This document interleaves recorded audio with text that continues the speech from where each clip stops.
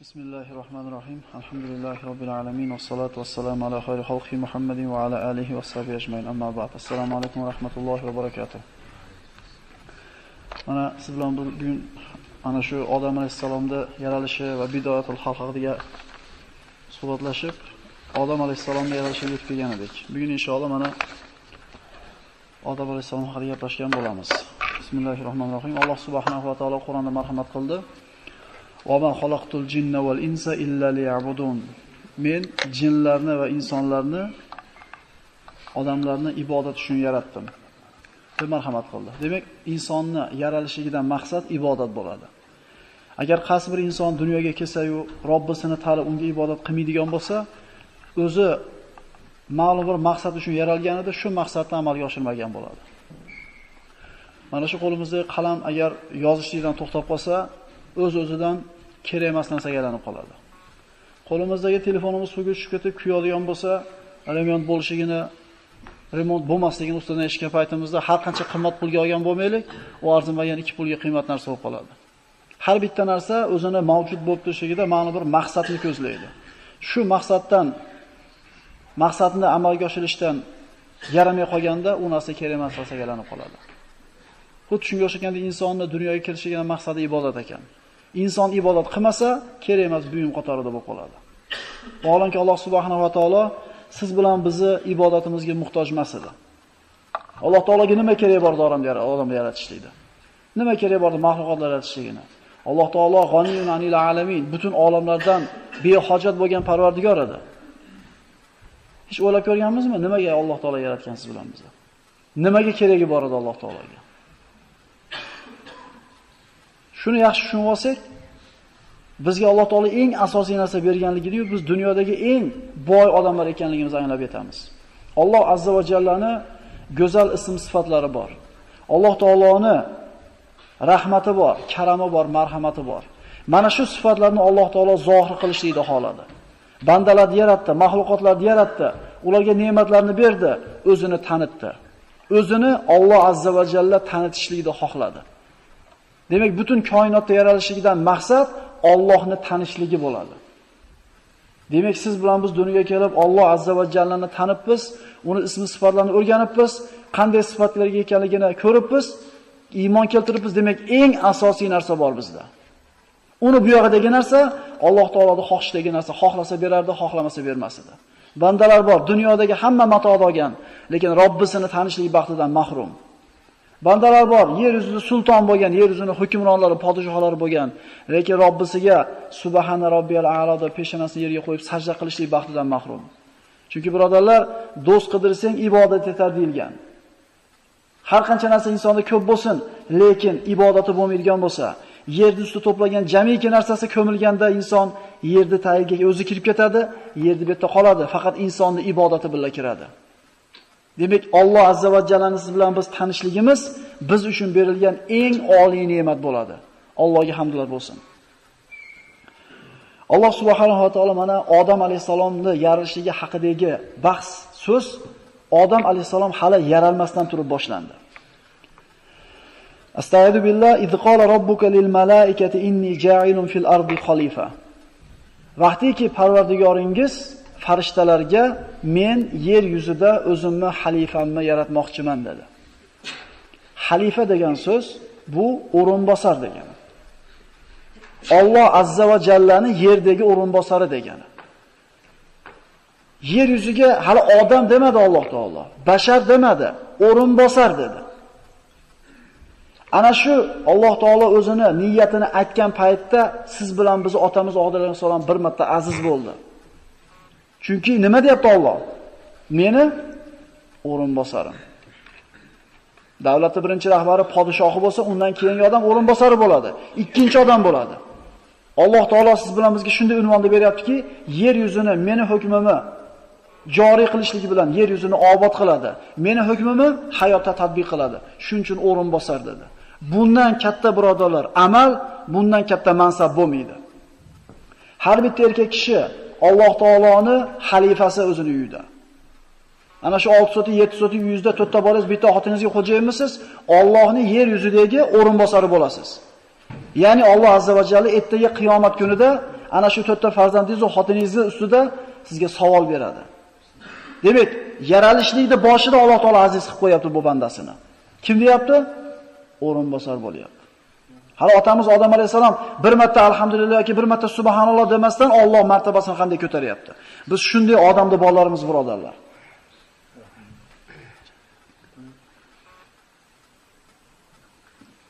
Allohni hukmlarini inson yerda tatbiq qiladi va yer yuzini obod qiladi. Uni hukmlarini tatbiq qiladi. Yer yuzini obod qiladi degan joy kelyapti birodarlar. Islom degani tarki dunyo, faqat oxiratiga ishlaydi, dunyosini tashavoradi degan gap emas. Yer yuzini obod qilish ham birodarlar, ana shu Alloh taoloning buyruqlaridan. Ya'ni o'tirgan joyingizda toza tutishingiz, yurtingiz iqtisodini ko'tarishingiz, ko'chani toza tutishingiz, yer yuzida yashayotganda hadislarda keladi, o'lmaydigandaqa dunyoda ishini qilinglar, hozir o'ladigandaqa ibodat qilinglar dedi. Lekin ming afsus bo'lsinki, biz o'lmaydigandaqa dunyoda yashayapmiz, o'ladigandaqa ibodatni tashab qo'ydik. Faqat bir tomonda obod qilishdan ovora bo'lib qoldik. Ana shu 30 yil sizda ta'lim oldim dedi bir shogird ustoziga. 6 qator so'zni o'rgandim. Shundan bittasi hammani uyi bor ekan. Meni uyim qabr ekan. Hamma uyini obod qilishga harakat qilar ekan. Men qabr degan uyimni obod qilishga harakat qildim dedi. Demak, ikki dunyoda obod qilishlik musulmonning vazifasi hisoblanadi. Jinlarga yer yuzini obod qilishlik vazifasi yuklatilmagan edi. Mana aytildi: "Va ma xalaqtul jinna val insa illa liya'budun." Jinlarni va insonlarni faqat menga ibodat qilsin deb yaratdim, ulardan rizq so'ramayman dedi Alloh. Nimaga jinlarga yer yuzini obod qilishlik vazifasi yuklatilmadi? Jumhur ulamolarning fikriga ko'ra, eng aqlli jin 10 yashar inson bolasini aqlichalik bo'lar ekan, aqli. Qanday qilib obod qilsin? 10 yashar bola aqliga ega bo'lgan jin. Endi shunday odamlar yo'q emaski, jinlardan yordam so'raydigan, jinlardan panoh so'raydigan, ishlarini, yo'llarini ochib berishligini, pollarini ko'rib qo'yishni xohlaydigan odamlar bo'ladi. Birodarlar, ular ham siz bilan bizga o'xshagan zaif mahluq, balki bizdan ko'ra aqli ojizroq bo'lgan mahluqlar. Yer yuzini obod qilishida Alloh azza va jalla ularga yuklagani yo'q.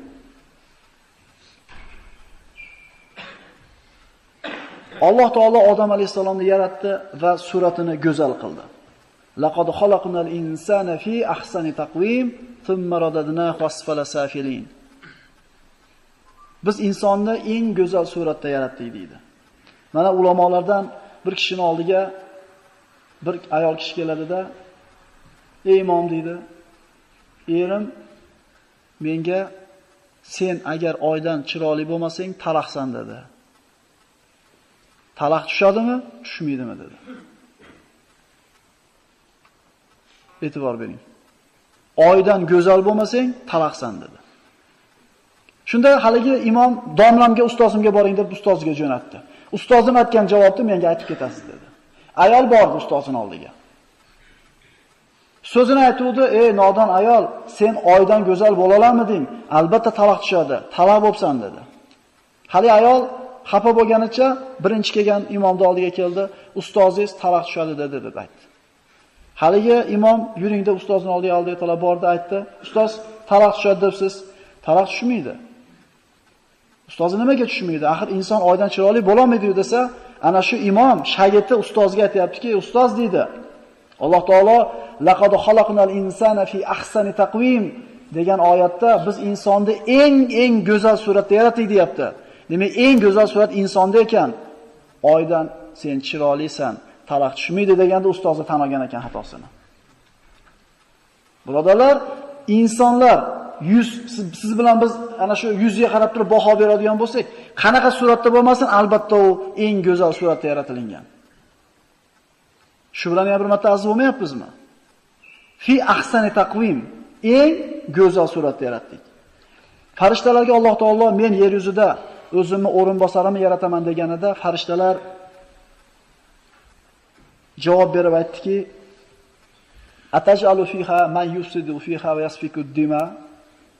Axir yer yuzida fasod tarqatadigan, nohaq qonlar to'kadiganni yaratmoqchimisan? Farishtalarda bu so'zi Alloh taologa e'tiroz emas edi. Istifhom, ya'ni so'rash ma'nosida edi. Axir biz seni ulug'lab turgan bo'lsak, senga tasbih aytayotgan bo'lsak, yer yuzida qon to'kadigan, gunoh qiladigan Bandani yaratasanmi? Alloh taolo inni a'lamu ma la ta'lamun. Men sizlar bilmaydigan narsani bilaman dedi. Bu savolni farishtalar mana aytdik, e'tiroz qilib aytgani yo'q, balki aniqlash uchun, bilib olish uchun berishdi. Farishtalar hech qachon Allohga osiy bo'lgan emas. Ibadun mukramun la yasuna robbahum va ma amarahum va yaf'aluna ma yu'marun. Ular hurmatli banda. Ular Robbilariga hargiz osiy bo'lmaydilar, balki Parvardigori buyurgan ishni so'zsiz bajaradilar. Farishtalarda bunday deyishiga sabab bor edi. Alloh taolo jinlarni yer yuziga tushirib, yer yuzida maskan qilib berib, ixtiyorni ularga berganida juda ko'p gunohlarni qilishdi. Nohaq qonlarni to'kishdi. Shunda Alloh taolo farishtalardan iborat qo'shin surib, mana o'tgan darsda aytdik, qirib yo'qib tashadi bularni. Qolganlarini dengizlardagi, okeanlardagi orollarga surib tashadi. Farishtalar uni ko'rgan edi. Ya'ni ana shunaqa jindaqa bo'ladimi yaratganing? Axir biz senga tasbih aytyapmiz-ku deb aniqlash ma'nosida so'radi. Ikkinchi ma'nosi, yo biz Allohga hamd maqtov aytishlikda noqislik qilib qo'ydikmikin? Alloh boshqa bandani yer yuziga yarataman deyapti. Ikki xil ma'noda o'z ichiga oladi mana shu savol.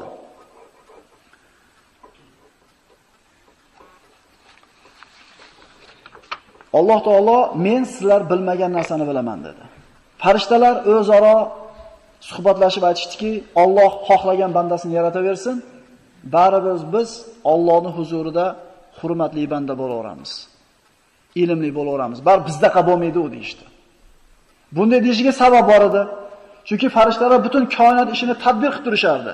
Yerda aylantirayotgan, bulut haydab kelayotgan, rizq bilan tarqatayotgan va ulardaqa ilmlik, ulardaqa Alloh taolaga so'zsiz itoat qiladigan bandalar haqiqatan yo'q edi. O'zaro aytishdiki, kim bo'lsa ham bizdaqa bo'lmaydi baribir. Men boshqachaman deb o'ylaymiz hammamiz otamizga. Rasululloh sollallohu alayhi vasallam, ya'ni insonning tabiatiga Rasululloh sollallohu alayhi vasallam muomala shuda bir axloqni aytib o'tishimiz kerak. Amr ibn Os roziyallohu anhu musulmon bo'lgandan keyin ancha kech islomga kirgan. Xolid ibn Valid, Usmon ibn Talha, Amr ibn Os uchala bir amir bo'lgan, juda kuchli bir qo'mondon lashkari bosh bo'lgan sahobalar Hudaybiya sulhida kelib birdan iymon keltirishgan. Shunda Amr ibn Os payg'ambarimiz shunday bir zo'r muomala qilganini ko'rib turib, men Rasulullohga hammadan yaxshi yo'l yurinsam kerak, chunki menga hech kimga qilmagan muomalasini qilyapti. "Yo Rasululloh, sizga eng yaxshi ko'ringan odam kim?" desa, Oyisha degan ekan. "Yo'q, erkaklardan aytyapman" desa, uni otasi Abu Bakr degan ekan. Endi payg'ambarimiz axloqini ko'ringki, shunaqa yaxshi muomala qilganligidan men isключительныйman deyapti-da. Menman deyapti. Men hammadan men shunday narsani bera olgan payg'ambar alayhisalom. Yo erkaklardan aytyapman desa Abu Bakr deydi.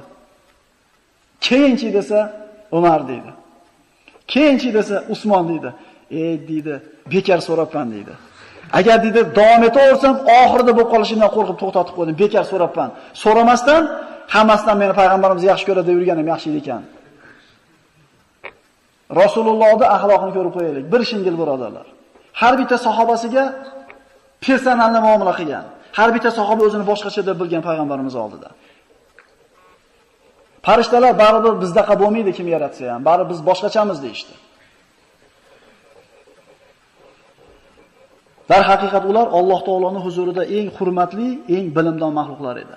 Alloh azza va jalla Odam alayhisalomni turpoqdan yaratmoqchi bo'ldi. Endi turli xil rivoyatlar bor.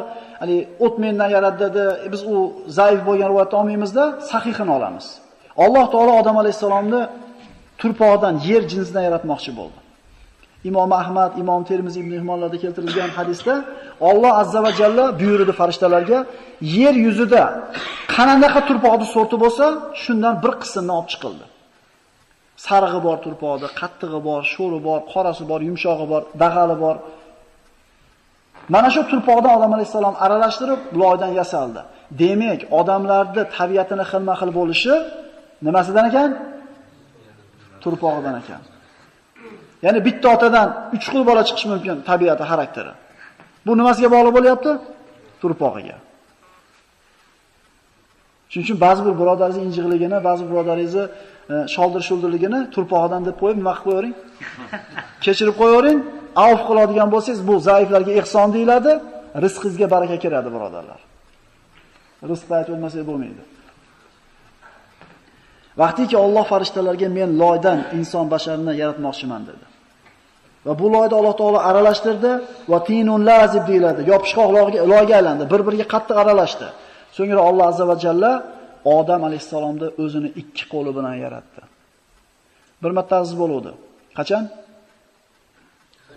O'zimni o'rinbosarimni, xalifamni yarataman deganida. Bir marta aziz bo'ldi. Ya iblisu ma mana'aka an tasjuda lima khalaqtu biyaday. Ey iblis, nimaga men o'zimni ikki qo'lim bilan yaratgan bandaga sajda qilishlikdan bosh tortdi dedi.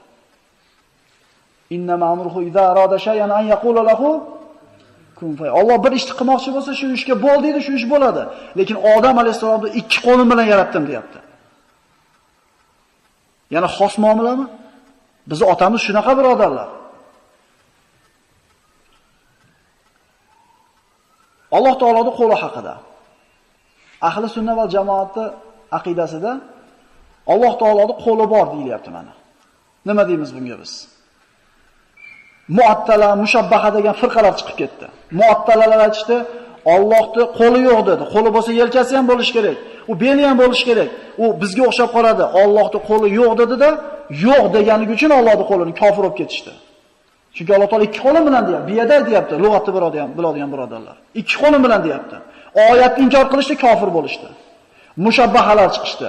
Ha, Allohning qo'li bor. Bizning qo'limizga o'xshaganda Allohning qo'liga sifatni belgilab qo'yishdi. Ular Allohning qo'liga sifat bergani uchun kofir bo'lib ketishdi. Bizni tutgan mavqifimiz qanaqa bo'ladi? Allohning qo'li bor, kayfiyatini Alloh o'zi biladi. Demak, Alloh ikki qo'lim bilan yaratdi dedi, qo'li borligiga iymon keltiramiz. Qandaligini Alloh biladi. Laysa kamithlihi shay'un va huwas samiul alim. Alloh taologa hech bir o'xshaydigan narsa yo'q. Ya'ni Alloh eshituvchi, biluvchi bo'lgan zot. Eshitish qanaqa, bilish qanaqa kayfiyati bizga berilgan emas. Alloh taolo Odam alayhisalomni timsol, haykal suratda yasab tashab qo'ydi. Bir necha kun yoki bir Alloh xohlagancha muddat tashab qo'ydi. Mana tuproq, loy, yopishqoq loy va musavvar jism, timsol holati, solsol, qurigan, qatigan loy holatida haykal bo'lib turdi. Odam alayhisalomni Alloh azza va jalla bo'yini 60 metr qilib yaratdi, sahih hadislarda kelgan. 60 metr, yelkasining kengligi 7 metrda bo'lgan rivoyatlar bor. Ya'ni va ma zalal xalqu yanqusu munzuzak. Rasululloh aytdi, ana shu kundan boshlab va ma zalal xalqu yanqusu munzuzak. O'sha kundan boshlab insoniyat kichayishga qarab ketadi deydi. Dalil kerakmi? Muzeylarga borsanglar 500 yil burun odamlar kiygan kiyimlari, ushlagan qilichlari bor. Ha? 2 sopli, 3 sopli deb o'rtasidagi ritsarlarda qilichini qarasangiz, u bitta qilich ko'tarib kechgacha chopishgan. Biz ikkitamiz ham ko'tara olmaymiz uni. Nimani belgisi bu? Siz bilan biz mana yosh katta oqsoqollar o'tiribdi. Otalarimizni eslaylik-da, opa-dodalarimizni. Qanaqa bir gavdalik, ularning ushlagan ketmonini biz o'rnidan ko'tara olmaymiz kerak bo'lsa, lekin kechgacha ketmon chopgan. Insoniyat qiyomatgacha kichayib borishligi mana shu hadisdan hujjat olinadi. 60 metr bo'lgan bo'yi, ana shu kundan boshlab insonlar kichayishni boshladi. Bir avlod keyingi avloddan kichayib ketaveradi. O'zimiz ham ko'rib turibmiz, birodarlar. Jannat ahllarining bo'ylari ana shu Odam alayhisalomning bo'yi 60 metrda bo'ladi. Rasululloh sollallohu alayhi vasallam mana Imom Ahmad rivoyat qilgan hadisda aytgan ekan, odamning bo'yi 60 metr edi, ziro edi, yana 7 metr, 7 ziro edi. Imom Muslim va Ahmadda keltirilgan hadisda Rasululloh aytadi, Alloh odamni yaratib, yasab, shakllab bo'lgach, bir muddat o'z holiga tashab qo'ydi, ruh kirgizmadi. Qala lamma xalaqallohu Adam tarakahu ma sha'an yada. Haykal holatda turdi. 40 kun deyiladi, vallohu alam. Iblis jannatda edi. Iblis farishta emas edi. Iblis layin emas edi hali. Yer yuzida rivoyatlarda keladi, ana shu jinlarning ichidagi eng taqvoligi, eng ibodatga polvon bo'lganligidan Alloh azza va jalla uni ikroman, hurmat qilgan holda jannatga olib chiqib qo'ygan edi. Allohning makridan faqat fosiq qavmlar g'ofil qoladi. Jannatga kirganda ham Alloh xolisa makr bilan chiqarib olgan ekan shu mana.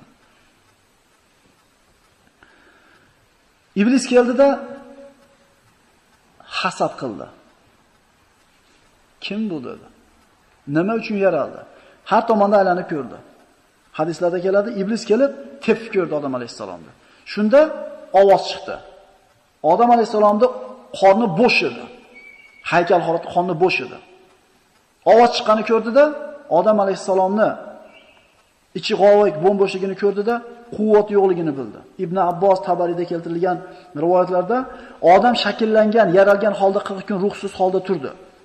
Shayton keldi, ko'rdi, qo'rqdi, hasad qildi. Farishtalar ham qo'rqishdi. Oyog'i bilan tepib ko'rdi, undan ovoz chiqdi. Odamni og'zidan kelib orqasidan chiqdi iblis. Ichini bo'shligini ko'rdi va farishtalarga aytdi, undan qo'rqmanglar. Agar Alloh uni menga bo'yin sundirib qo'ysa, uni halok qilaman. Agar meni unga bo'yin sundirsa, bo'yin sinmayman dedi. Niyat qaranglar-da. Hasad, kibrdan burun hasad bo'lyapti birodarlar gunoh. Hasaddan boshlanadi ko'p narsa. Keyin kibr qilasiz. Va hamma hayron bo'ldi. Nima uchun yaraldi bu yangi mahluq? Kimligini bilmaydi. Necha marta aziz bo'ldi? 2 martami?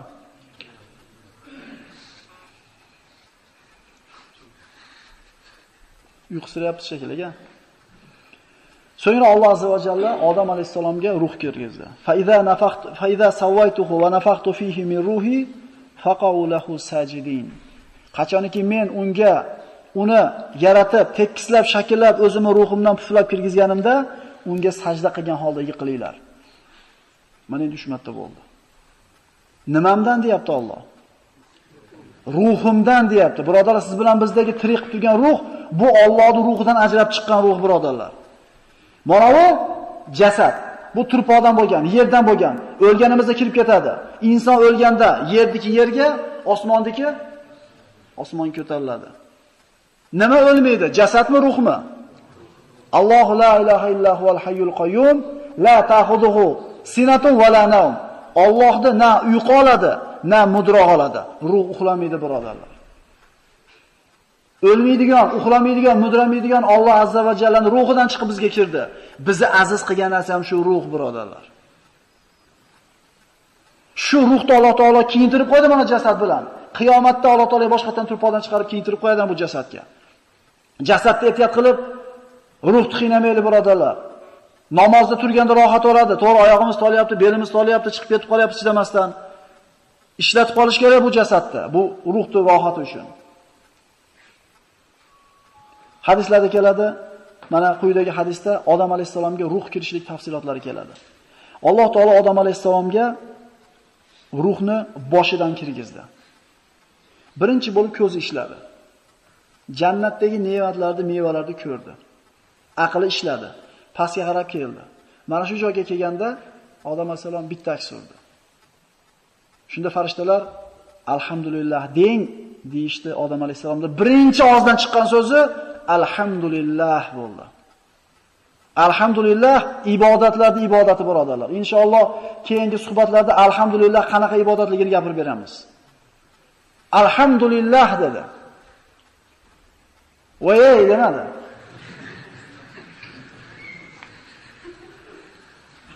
Alloh azza va jalla javob berdi. Rahimaka robbuk. Robbing senga rahmati bo'ldi dedi. Necha marta bo'ldi? Qaranglar, otamiz qanaqa inson bo'lgan. Qanday banda bo'lgan. O'sha otamizni farzandimizmi haqiqiy? Bir gunoh qilib qo'yib turib, kullu bina adama xatton va kullu xoyrul xattoina tawwabun deymiz. Nima deymiz? Xato qiluvchilarni odam bolasi borki xato qiladi, xato qiluvchilarning yaxshisi tavba qil. Birodarlar, otamizga ergashsak, otamiz bir marta xato qilgan.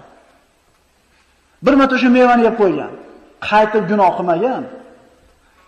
Ras otamizni farzandi bo'ladigan bo'lsa, gunohni kamroq qilaylik. Har safar gunoh qilib qo'yibdilar, yaxshi qiluvchi, tavba qiluvchi. Qilmaslikka harakat qilaylik, birodarlar. 4-marta Allohning rahmati bo'ldi. Ruh Odam alayhisolamning qorniga yetganda, qorni ishga tushdida, jannatda mevalarni ko'rdi, yeyish kerakligini tushundi, hali jon oyog'iga yetmasdan turib intilib bordi. Shoshilib ketdi. Otamizdan bu ham. Bir narsani mo'ljallasak yetguncha bo'lmay ketamiz-ku. 30 bo'ldi kutib shoshilyapmiz-ku, birodarlar. Shoshilsak ham, shoshilmasak ham Alloh bergan kun bo'lishiga iymon keltirdingmi? Shoshilmang. Shoshilmang. Kim aytgani bo'ladi? Xotirjamlik shu emasmi? Odam alayhisalom shoshib olgan ekan. Xuliqal insonu min ajal. Alloh taolo inson shoshqaloq deyapti. Shoshib ketamizda, bo'lmayapti-da, bo'lmayapti. Duo qildik, necha yillar bersangiz bo'lmayapti. Birodarlar, duo qilaveringda. Bo'lmayapti desangiz pishib qolishi mumkin. Turibdi, tushish kerak. Shuncha so'radim, bermadi dedingiz. 50 yilda ham bermadi dedingiz. Bo'ldi, tushmaydi endi.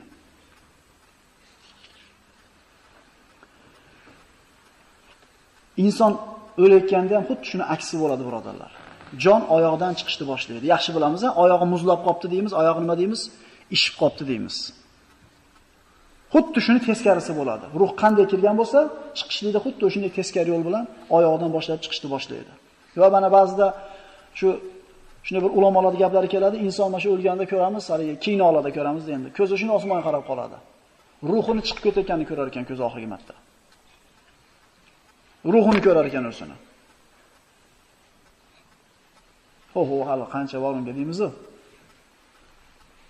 O'rtacha bir 70 ga kirsam, kim biladi birodarlar? Kim biladi 70 ga kirishimizni?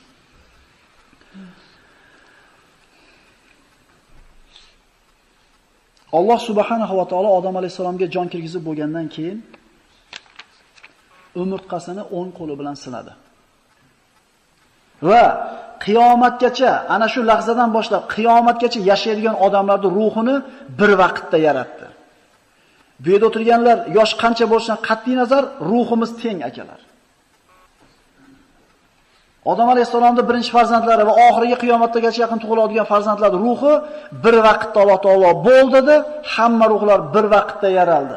Endi dunyoga kirishlik tartibi Alloh taolo taqdir qilib qo'ygandaqa birimiz burun, birimiz keyin dunyoga kelamiz. Alloh azza va jalla mana shu o'rinda bandalar bilan misoq tuzdi. Musulmonmisan? Alhamdulillah musulmonmiz. Musulmonman. Kimning millatidansan? Kitobing nima? Qibling nima? Qachondan beri musulmonsan desa, al-misoqdan beri deymiz. Al-misoqning ma'nosi nima desa, haligi tez qatorli bo'lib qo'ygan, yodlatib qo'ygan kattalarimiz. Al-misoqning ma'nosi nima desa, ruhlar balo degan kuni. Nima degani? Mana shu misoqni gaplashamiz inshaalloh. Ini to'xtatamiz.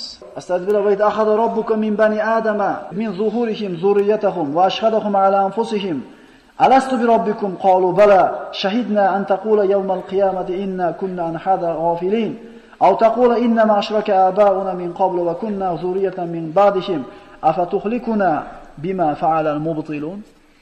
Qiyomat kunida Allohning oldiga borganda bir banda "Ha men eshitmagan ekanman bularni. Ha menga birov aytmagan ekan" der ekan.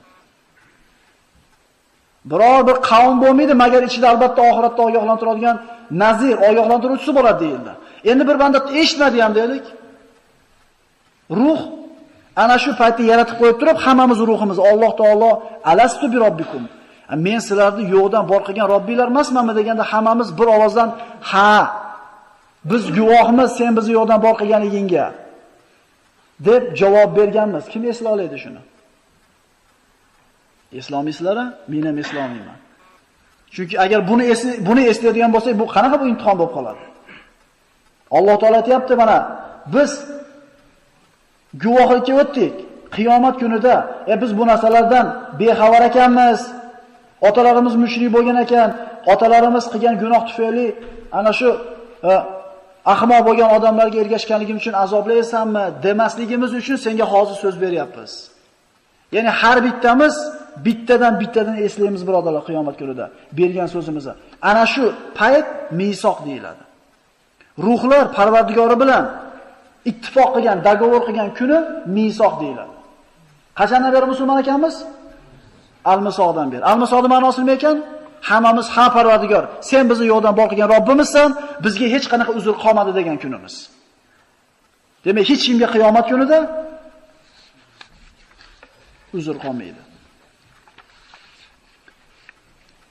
Alloh azza va jalla mana Hazrat Umar rivoyat qilgan hadisda Rasululloh aytadi, Alloh odamni yaratdi va o'ng qo'li bilan uni zohirini siladi va qiyomatgacha yashaydigan zurriyatni chiqardi va dedi Alloh. Ana ularni dedi, jannat uchun yaratdim. Mana bularini do'zax uchun yaratdim dedi. Ruh bo'lib turgan paytda Alloh taolo bo'lib qo'ydi. Mana qismi jannatga, mana qismi do'zaxga dedi. Biz nomoya amalimizni o'ng qo'limizdan olib, jannatligimizni xabarini topmaguncha hech qachon xursand bo'lishga haqqimiz yo'q. Shundaymi? Va amma man utiya kitabahu bi yaminihi fa yaqulu ha umqra'u kitabiya. Ammo kimi kitobini o'ng qo'lidan bersa dedi Alloh taolo. Kitobini oladida xursand bo'lib ko'ringlar, mana Alloh menga kitobni o'ng qo'ldan berdi. Va amma man utiya kitabahu bi shimalihi. Ammo kimi kitobini chop qo'lidan bersak, o'ng qo'ldan chop qo'ldan olinadi. Ana shu kun kelguncha hech kim xursand bo'lib xotirjam bo'lishga haqqi yo'q. Shunda bir kishi so'radi, "Ya Rasululloh" dedi.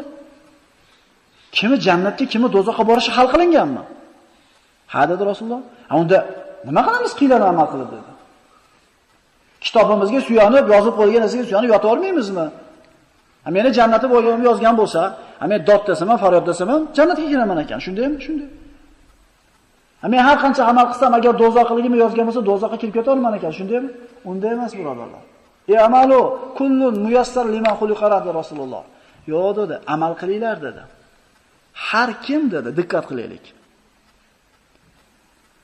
Qayoqqa yozilgan bo'lsa, shu yoqqa olib boradigan ishlarni qilishlikni oson qilib qo'yadi u uchun. Tushuntira oladimmi? Bemalol kechqurun turib namoz o'qiy olasiz. Bemalol 50 yerda bir 100 dollar turganda oxlab o'tib keta olasiz. Bemalol ko'zingizni shuni yerga olib qocha olasiz, zino bo'layotganda ko'z zinosi. Bemalol televizor ishlab qola olasiz. Bemalol Qur'oningizni ochib televizor o'chirib qo'ya olasiz, bemalol Qur'oningizni o'qiy olasiz. Va aksincha, bir bandani Alloh do'zaxga yozgan bo'lsa, uni hech kim bilmaydi. Xuddi jannatga yozganini bilmagandek. Lekin bu do'zaxiy ishlarni qilishlik bilan mashg'ul bo'ladi, do'zaxiy ishlar qilishi bunga oson bo'ladi. Ba'zida yerda ketayotgan qo'ng'izni bosib olsangiz, inson qanaqa bir ichingiz ezilib ketadi. Beqasd qildingiz, lekin ichingiz ezilib ketadi. Endi odamlarga ochiq zulm qilayotgan odamni ko'rganda nima deysiz? Yo'q, Alloh biladi, uni ayta olmaymiz do'zaxligini. Demak, ba'zi odamlarga do'zaxning ishini qilishlik oson bo'lar ekan.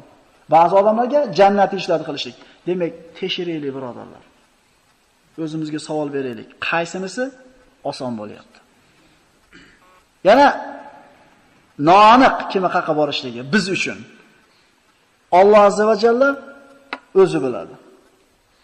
Xulosa birodarlar, har bir inson o'ziga qaysi tomon yozib qo'yganligini bilmaydi va har bitta insonda ixtiyor bor.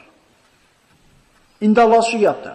Ixtiyoringiz bilan jannatni ishlarni qiling, jannatga kiring, ixtiyoringiz bilan do'zaxga ishlarni qiling, do'zaxga kiring. Lekin jannatni ishlarni ixtiyoringiz bilan qilayotganda ham kerilmang. Chunki innamal a'malu bil xawatim. Amallar xotimasiga qarab o'lchanadi. Bu o'tirishimiz hech narsa emas. Ketar soatda shunday holatda ketmasak, bu o'tirishimiz hech narsa emas. O'shuning uchun o'zimizga katta baho berib, xotirjam bo'lib qolmaylik. Necha marta azb bo'ldi? Birinchisi, o'rinbosarim dedi. Ikkinchisi, qo'li bilan yaratdi. Uchinchisi, o'zining ruhidan kirgizdi. To'rtinchisi, rahimaka robbuk dedi. Mana shu joyda to'xtatib, qolganini keyingi darsda inshaalloh suhbatlashgan bo'lamiz. Assalomu alaykum va rahmatullohi va barakatuh.